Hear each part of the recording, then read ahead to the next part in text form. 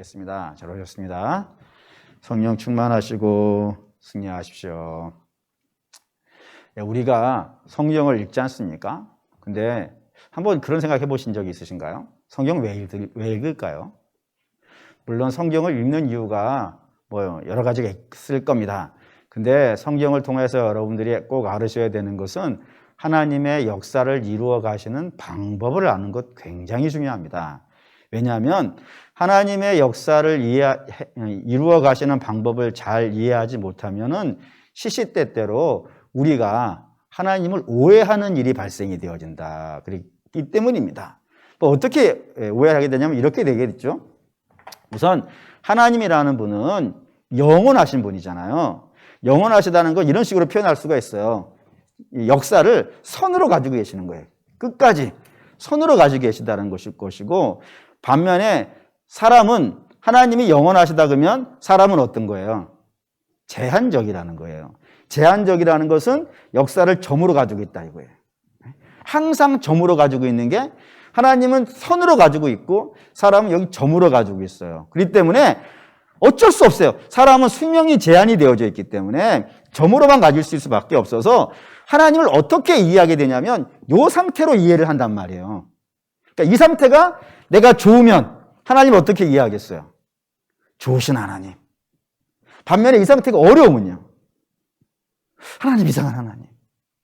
마치 맹인이 코끼리 만지듯이 다리 보면서 기둥이라 그러고 귀를 만지면서 부채라 그러듯이 자꾸 그런 식으로 점으로밖에 이해할 수 없는 상황들이 우리는 계속 발생한단 말이에요. 그래서 하나님이 오해되는 일이 발생이 되어지는데 성경은 이 모든 상황, 좋은 일이든지 나쁜 일이든지 이 모든 역사 속에서 하나님이 한쪽 방향으로, 그 방향이 어디겠어요? 우리를 복되게 하시는 방향으로. 그래서 우리 잘 아시는 말씀 있죠? 하나님은 모든 것이 합력하여서 선을 이루시는 그 방향으로 간다는 사실. 모든 것, 좋은 일도 있고 어려운 일도 있고 힘든 일도 있고 눈물 나는 일도 있고 춤출 날도 있단 말이에요. 그 모든 것을 싸잡아 가지고 하나님이 이쪽으로 끌고 가시겠다는 것을 뭐를 통해서만 알 수 있는 거예요? 성경을 통해서만 알 수 있다 이거예요. 그렇기 때문에 이 역사하시는 방법을 이해하려면 성경을 봐야 되는 겁니다. 근데 이 역사에서 오늘 저와 여러분이 읽은 예레미야는 이게 틀리고 있는 사람이라 이거예요. 그러니까 다시 말하면 점으로 이해를 하고 있는 거예요. 목사님, 예레미야 같은 사람은 당연하단 말이에요. 예레미야도 사람이기 때문에 그도 하나님의 역사를 점으로밖에 이해할 수 없는 그런 상태라 이겁니다. 한번 볼까요? 뭐 때문에 그러냐면 이것 때문에 그래요. 이 11장을 읽어야 되겠어요. 11장 19절. 11장 19절. 읽겠습니다. 나는 끌려서 도살당하려 가는 순한 어린 양과 같으므로 그들이 나를 해하려고 꾀하기를 우리가 그 나무와 열매를 함께 박멸하자. 그를 살아있을 자의 땅에서 끊어서 그의 이름이 다시 기억되지 못하게 하자 함을 내가 알지 못하나이다. 뭔 말이냐면은 이 예레미야를 아나돗이라면 예레미야의 고향이거든요. 그 고향에 있는 사람들이 예레미야를 암살하려고 한 거예요. 왜 암살하려고 했냐면은 세 가지 이유라고 되어 있어요. 첫째는 이 이스라엘 사람들, 아나돗 사람이든 이스라엘 사람이든 모든 이스라엘 사람들은 자기를 다 뭐라고 이해하고 있을까요? 의인이라고 생각한단 말이에요. 근데 자기를 의인이라고 생각하고 나는 복받을 인생이라고만 알고 있고 그런 사람들에게 자꾸 예레미야가 무슨 얘기를 하고 있는 거예요? 죄인이라고 선포할 뿐만 아니라 그 실제로 그들이 사실은 의인이라고 내세우기 위해서 숨겨놓은 죄들이 있단 말이에요. 그런 것들을요, 막 끄집어내고 있는 거예요. 막 끄집어내면서 이봐라 너희 죄인 아니냐라고 이렇게 선포하고 있단 말입니다. 또 뿐만 아니라 그 너희의 죄로 인하여서 하나님께서 어떻게 하실 거라고요? 심판하실 거라고. 근데 그 심판이 보통 심판이 아니라 성전마저도 무너뜨려 버릴 것이라고. 이런 말을 하기도 했고, 너희가 그 심판에서 살아남는 유일한 길이 있다면은 성문을 열고 바벨론에게 항복해야 된다. 라고 이렇게 얘기도 하는 거예요. 이런 이야기 하나하나가 이 이스라엘 사람들에게는 기분이 나빴다 이거예요. 자기를 죄인이라고 하는 걸 보면서 이건 나에 대한 모독이야. 이렇게 생각하기도 했고, 성전이 무너진다라고 하는 이야기를 들으면서 이건 성전에 대한 뭐라고 해야 될까요? 성전에 대해 뭐라 그럴까? 써왔지? 불경이다. 성전에 대해서 불경죄를 저지르는 것이다. 라고 하기도 하고, 또 하나님의 백성을 가서 바벨론에게 이방에게 절하라고 항복하라고 하는 걸 보면서 이거는 매국이다. 뭐 이런 식으로 다 이해를 해서 저를 그대로 살려뒀다가는 우리에게 후환이 두려우니 저를 안전히 죽이자. 저의 사상과 저의 생각과 저의 가지고 있는 모든 것들을 다 이 땅에서 끊어버리자라고 하는 계획을 진행을 한 거란 말이에요. 근데 이 진행이 성공했을까요? 못했을까요? 성공했으면 12장이 있지 않겠죠? 네. 실패했단 말이에요. 어떻게 실패했냐면 하나님이 미리 그걸 알려주신 거예요, 예레미야에게.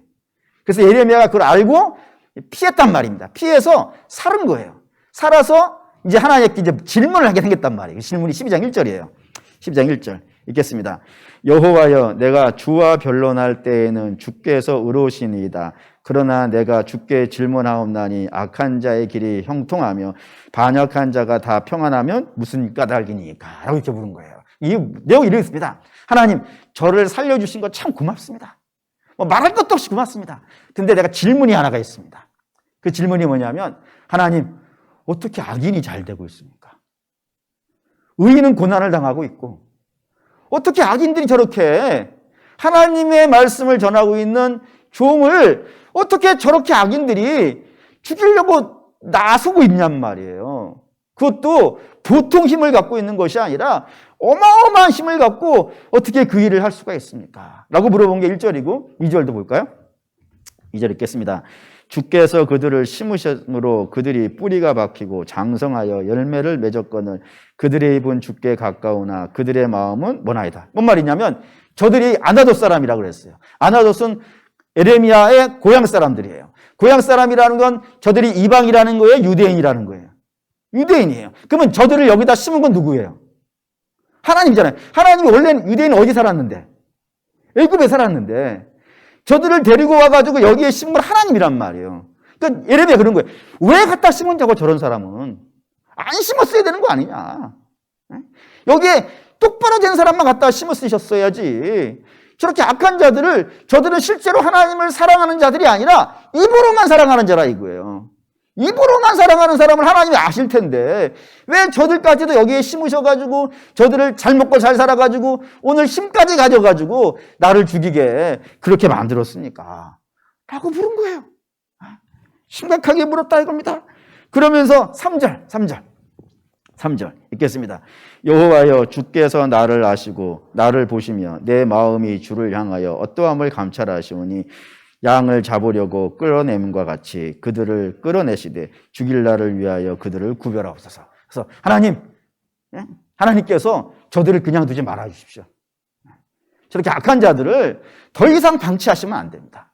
반드시 저들을 어떻게 해달라고요? 심판해 주십시오. 라고 하면서 심판해야 될 이유를 2가지로 들었어요. 그게 이제 4절이에요. 4절 읽겠습니다. 언제까지 이 땅이 슬퍼하며 온 지방의 채소가 마르리이까? 짐승과 새들도 멸절하게 되었사오니 이는 이 땅 주민이 악하여 스스로 말하기를 그가 우리의 나아준 일을 보지 못하리라 함이니이다. 이 2가지 이유를 든 거예요. 첫째는 뭐냐면 저들이, 저 악을 행하는 자들이, 입으로만 신앙을 말하고 삶으로는 완전히 무너진 저런 자들이 계속해서 이 땅을 활보하고 다니면 이 땅 자체가 다 뭐가 된다고요?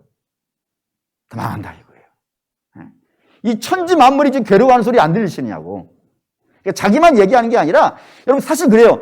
죄라는 것은 얼마나 악한지 그 시대까지도 망하게 할 수 있어요. 이 짐승들도 망해요. 로마서 가면은 이 죄로 인해서 이 모든 세상의 만물들이 다 탄식한다 그러잖아요. 그거와 마찬가지로 죄가 활보하고 있으니까 이 세상에 새 보십시오. 죄가 왜 웁니까? 죄 때문이에요. 저 강아지가 왜 웁니까? 죄 때문이에요. 그러고 있다 이거예요. 이 세상이 좋아지려면 어떻게 되는 거예요? 저 죄인이 죽어야 돼요. 뿐만 아니라 하나님께서 저 죄인을 계속 살려두시면은 이 땅에서 그나마 믿음으로 살려고 하는 사람이 어떻게 되겠냐 이거예요. 실망하지 않겠냐 이거예요. 그렇지 않습니까? 악인이 한 방에 날아가고 의인이 막 잘 되고 그래야 사람들이 다 내가 신앙생활하는 걸 잘하고 있지라고 이렇게 생각하지. 의인은 고생만 하고 있고 악인은 창대하고 있고 누가 신앙생활 하겠냔 말이에요. 그러니 이 세상을 위해서도 하나님이 저 악인을 심판하셔야 되고 또 나와 같이 몇 안 되는 여기에 있는 믿음의 사람들을 위해서라도 저 악인을 심판해 주셔야 됩니다라고 이야기를 한 거예요. 맞아요? 틀려요?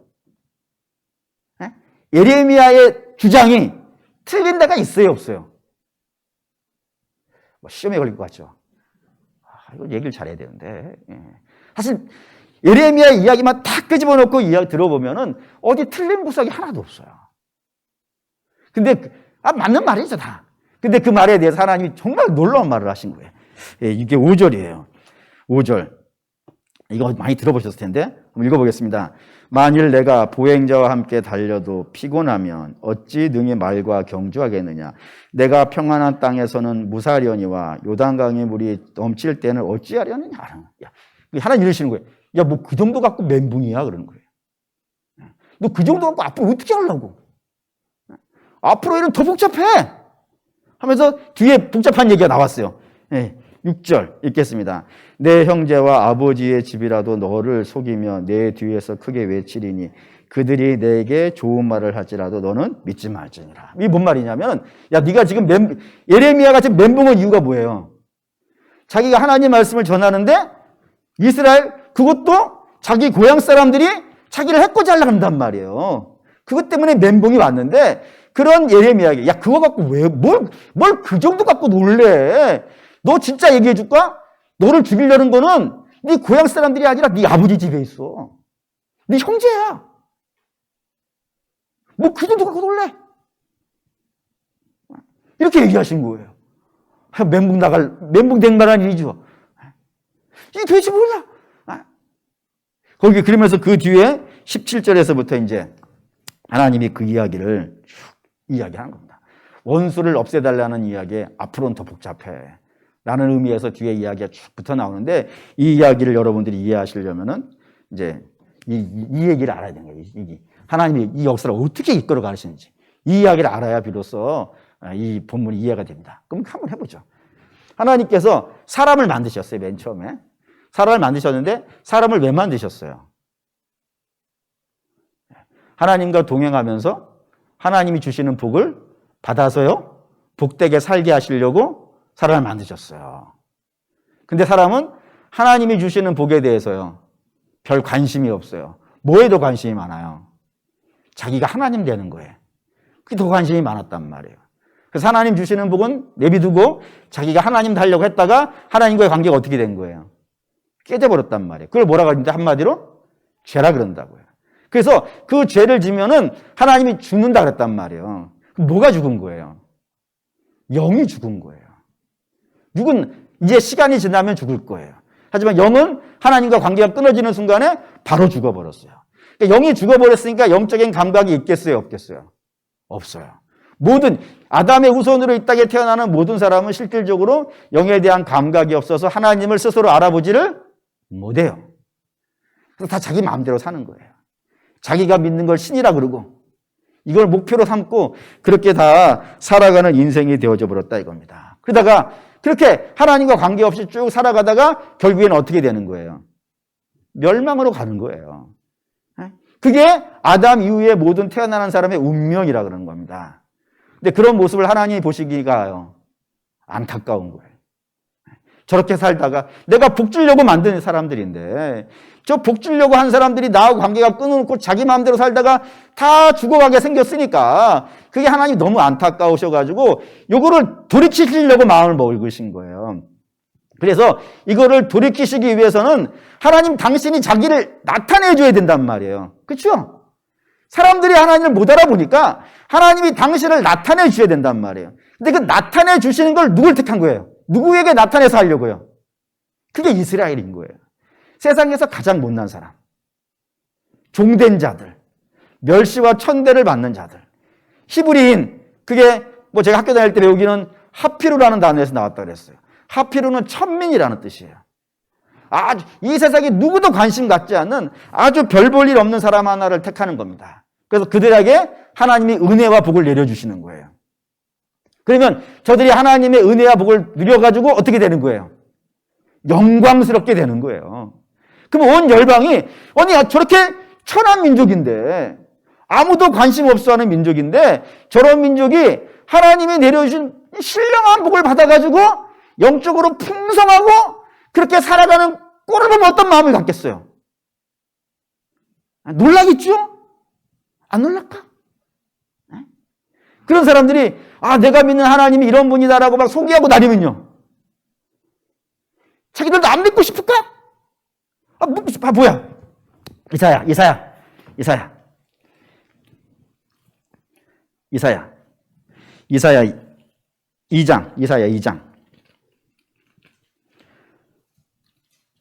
2장 2절 3절 2절 3절 읽을게요.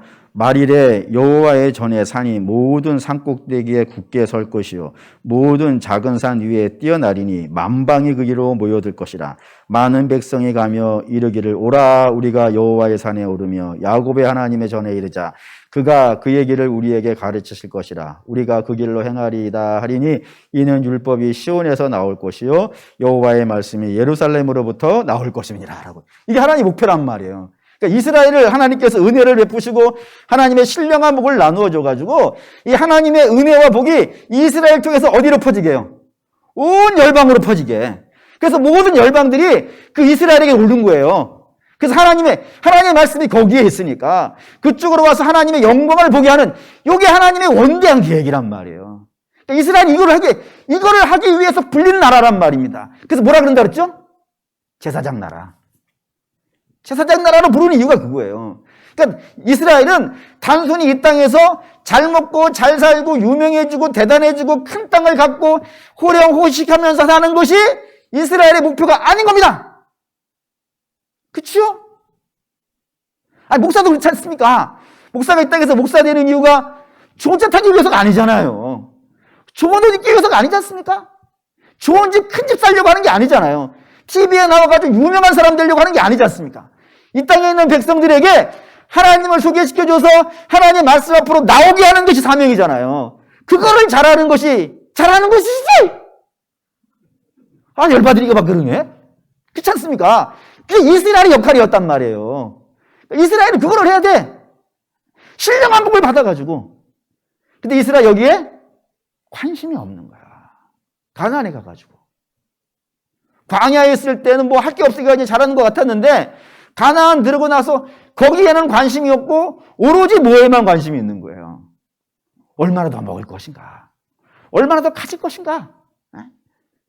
그런 것에만 관심이 있어요. 열방처럼 살아가는 것. 그래서 맨날 이스라엘이 가나안 들어가서 요구하는 게 왕 달라는 거잖아요. 이방처럼 되고 싶다고. 이방처럼 되겠다고. 자꾸 왕 달라 그러는 거예요. 하나님 보라고 만들어 놓은 백성인데 하나님이 아니라 왕 주셔가지고 왕을 중심으로 모여서 전쟁도 하고 왕을 중심으로 모여서 뭐도 하고 해가지고 저 바벨론처럼 되어지고 아수르처럼 되어지고 애굽처럼 되는 것. 그게 인생의 소망을 갖고 있는 거예요. 그러니 이게 좀 어떻게 되겠어요? 믿음이라는 것은 처음에는 믿음 생활을 잘 하는 것 같지만 결국에는 시간이 지날수록요. 그 믿음이 화석화되기 시작하는 거예요. 그냥 와서 자리만 채우고 가는 거예요. 왜요? 이거는 안 할 수는 없어. 이 땅에 살려면 법이니까, 율법이니까 안 할 수는 없어서 오기는 와야 되는데 마음은 어디가 있는 거예요, 이미? 그 유명한 말 있지 않습니까? 그 이스라엘에서 나왔다고 하던데 아니면 말고 마음은 콩밭에. 집에서 따지지 마서 진짜로 이게 이스라엘에서 왔나? 이러면 굉장히 곤란해. 예. 어쨌든 그런 마음이 됐단 말이에요. 빨리 끝내고 나 거기 가서 그거 해야 돼. 이런 마음을 갖고 예배를 드리는 거예요. 그러니 저들이 이방에 나타날 하나님이 있겠어요, 없겠어요? 없겠지. 이방에 나타날 하나님이 어디 있겠어요? 오히려 이방을 따라가고 있는 중인데 하나님을 등지고 이방을 따라가고 있는데 어떻게 하나님을 나타내겠어요? 그러면 이방은 이스라엘 쪽에서 하나님 볼 수 있겠어요, 없겠어요? 못 보죠. 그럼 점점점 어떻게 되는 거예요? 망하는 길로 가는 거예요, 다. 이스라엘도 망하는 길로 가고 이방도 망하는 길로 가고 이렇게 되어졌다 이거예요. 그러니 얼마나 사나워지겠어요. 하나님 앞으로 와야 사랑이 생기고 하나님 앞으로 와야 온유가 생기고 하나님 앞으로 와야 뭐가 생기는데 하나님을 자꾸 등지고 가니까 사람들이 얼마나 사나워지겠냔 말이에요. 그래서 그 사나워짐의 세계에서 여기가 바로 이제 에레미야가 여기에서 본 거예요. 지금 하나님을. 요 역사에서. 그래 하나님이 이거 어떻게 된 겁니까? 라고 하는 그런 일이 발생이 되어졌더라 이겁니다. 그래서 하나님이 이렇게 같이 망하는 이스라엘도 망하고 이방도 망하고 다 망해가는 이 방법을 돌이키시기 위해서 방법을 쓰시는 겁니다. 어떠한 방법을 쓰냐면은 이 악한 길로만 가는 이스라엘에게 계속해서 뭐를 보내시는 거예요? 예언자를 계속 보내시는 거예요. 왜요? 듣고 돌아오라고. 듣고 돌아오라고. 그래서 듣고 스스로 자기 죄를 돌이켜 하나님 앞에 오면요. 감사한 일이지. 그런데 그렇지 않고 계속 그들의 삶의 죄를 쌓아가기 시작하면요. 더 이상 돌이킬 수 없는 상황까지 쌓아가게 되면요. 더 이상 이스라엘이 이방에 나갈 것이 아무것도 없는 상황이 되면요.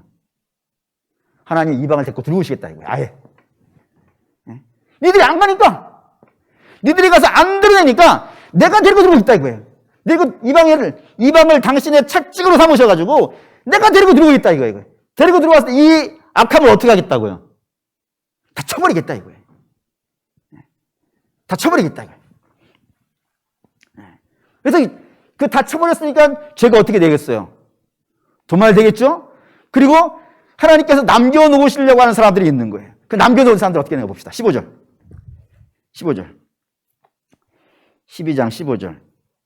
읽겠습니다. 내가 그들을 뽑아낸 후에 내가 돌이켜 그들을 불쌍히 여겨서 각 사람을 그들의 기업으로 각 사람을 그 땅으로 다시 인도하리라. 하나님께서 남겨놓으신 사람이 있단 말입니다. 그래서 그들을 남겨놓은 사람들을 하나님께서 불쌍히 여기신다고요.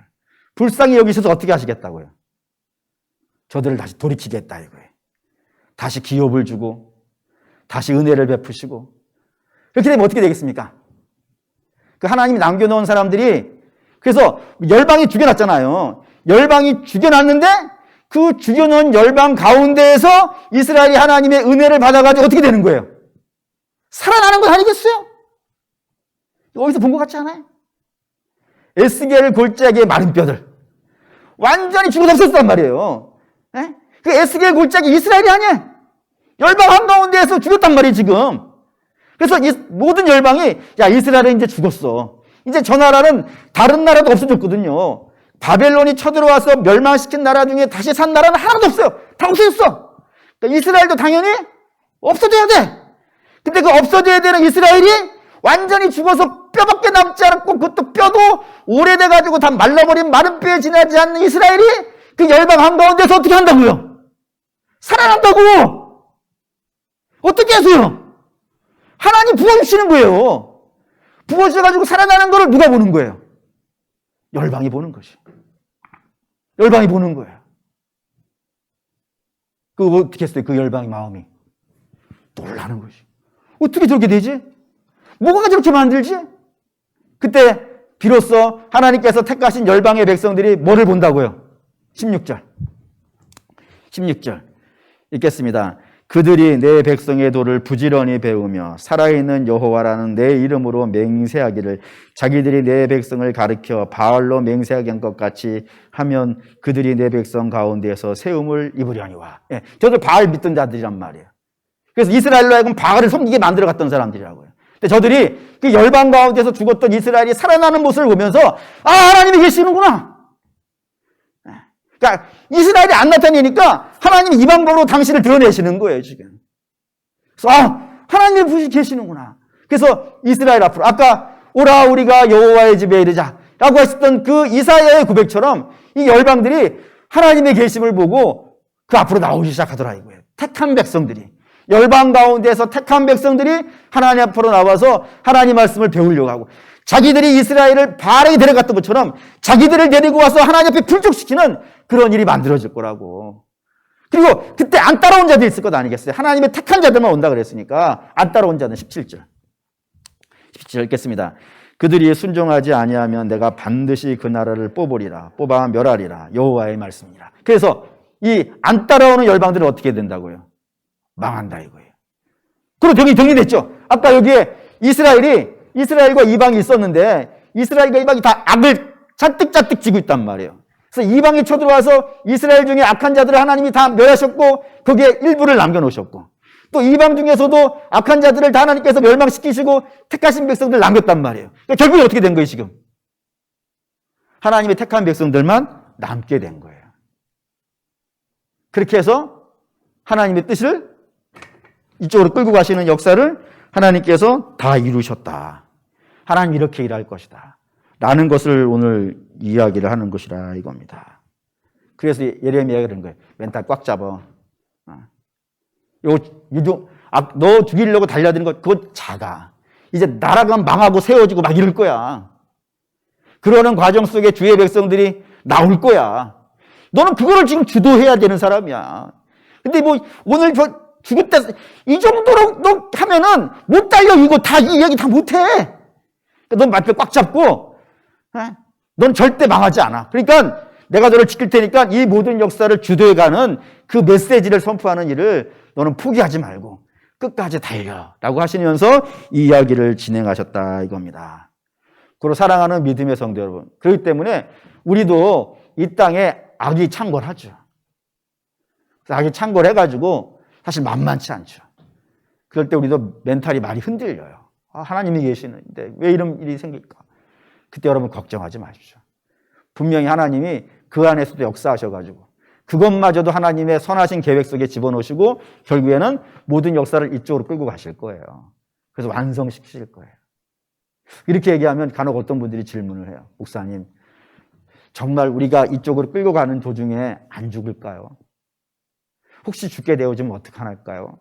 라는 근심을 하시는 분들이 왕왕 있어요. 근데 이런 근심을 한 사람이 성경에 한 명이 더 있어요. 그게 누구냐면 하박국입니다. 하박국이 지금 오늘 12장에 나오는 예레미야와 똑같은 질문을 하나님께 해요. 뭐라고 하냐면 하나님, 이 땅에 어떻게, 이 땅이란 유대 땅이죠. 어떻게 이 하나님을 믿는 이 땅에 폭력이 왕성하고 죄악이 창궐합니까? 이래가지고 어떻게 하나님 백성들이 살아남겠습니까? 라고 이야기를 해요. 그때 하나님께서 야 걱정하지 마. 내가 지금 참고 있는데 때가 되면은 저쪽에서부터 바벨론을 끌고 와가지고 이 땅에 있는 모든 악한 자들을 내가 다 칠 거야. 그렇게 얘기하자 하박국이 하나님께 그래요. 하나님, 그렇게 하시면 의인이 살아남겠습니까? 그런 어려운 상황이 오면 의인도 다 죽는 거 아닙니까? 라고 이야기할 때 찾읍시다. 하박국.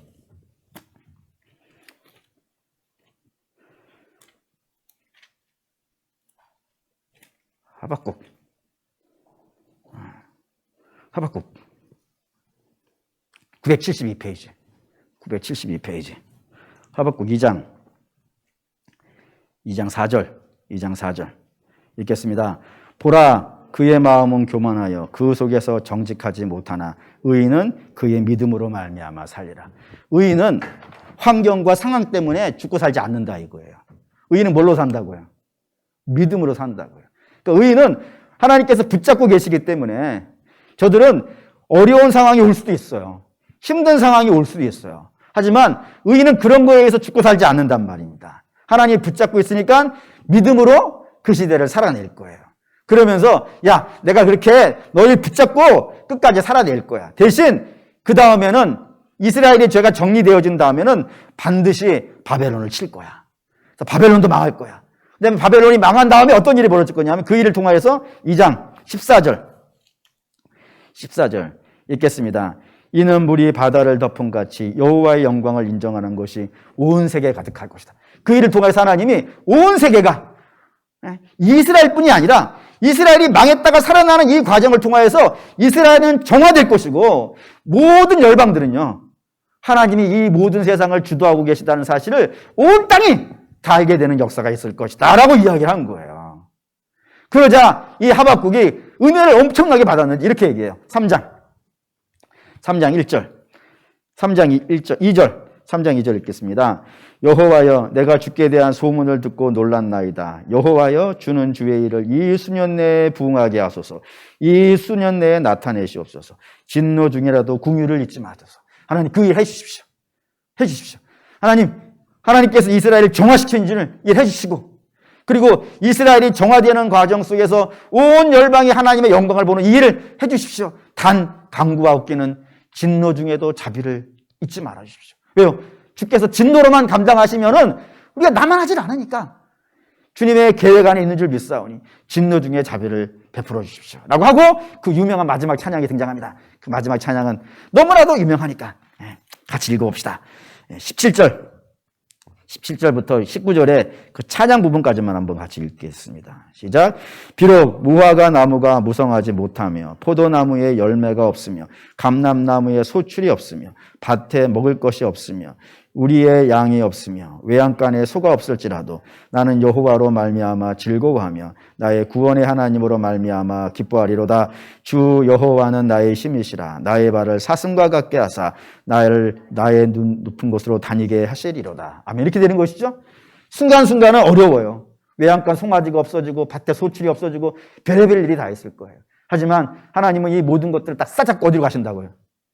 이스라엘을 정화시키고 그렇지, 이스라엘의 죄를 치시고 그리고 온 열방으로 하여금 이스라엘이 죽었다 살아나는 이 놀라운 장면을 통하여서 하나님이 이 세상의 주인임을 드러내시는, 그래서 처음부터 가셨던 계획 뭐예요? 이스라엘 통하여서 온 열방이 하나님을 알게 하는 이 일을 이스라엘이 하라고 불렀는데 안 하니까 하나님 당신 혼자서 다 해버리시는 이 역사를 내가 만들어낼 것이다. 왜요? 그런 일이 벌어져야 이스라엘이 살고 열방이 살기 때문이라는 겁니다. 고로 사랑하는 믿음의 성도 여러분, 이 하나님의 장구한 역사를 그러니까 이 점으로 이해하지 말자 이거예요. 지금 좀 어려울 수 있어요. 지금 힘들 수 있어요. 오늘 참 가슴 아픈 얘기를 들었어요.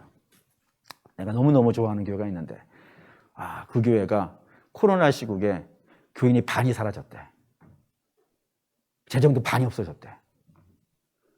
그리고 오늘 어제? 교회가 폐쇄됐다는 거야. 거기서 코로나 환자가 2명 나왔다고. 마음이 너무 아픈 거예요.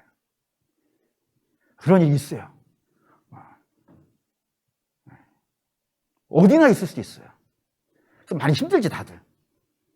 그래서 점으로만 이해한다 그러면은 어찌 하나님 이렇게 될 수 있을 거예요. 근데 저는 이 말씀을 읽으면서 마음의 위로를 얻었어요. 하나님 반드시 우리를 이 어려운 때에 기도하게 하실 거예요. 그리고 우리의 죄를 고백하게 하실 것이고 우리를 고치실 거예요. 그래서 우리를 살려내실 거예요. 영광스럽게 하실 거예요. 그리고 온 열방이 그 영광스럽게 나오는 그 교회를 보면서 하나님을 찬양하게 될 것이에요. 이 역사를 하나님께서 주도하실 거예요. 그러니 소망이 생겨요. 그래서 사랑하는 믿음의 성도 여러분, 바라고 원하는데 하나님의 역사를 점으로 보지 마시고 긴 역사를 보실 수 있기를 바라요.